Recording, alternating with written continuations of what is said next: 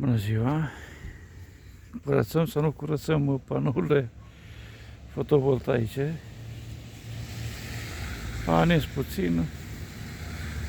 N-a reușit să le curăț chiar bine, dar văd că zăpada care a rămas, puțină zăpada care a mai rămas, se topește destul de repede.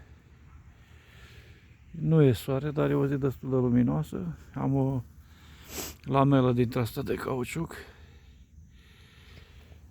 cu o prăjină destul de lungă, să nu le zgâriem.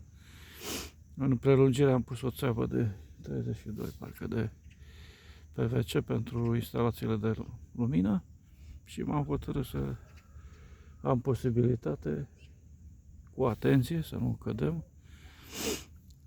să curăț panourile, că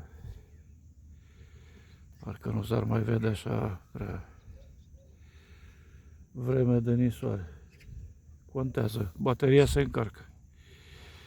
Se încarcă și mai preluăm o parte din consum. Da, e bună. Cine poate și are posibilitate, e o metodă bună de curățare a panourilor.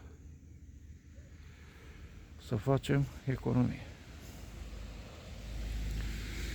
Mulțumim pentru atenție, o zi bună.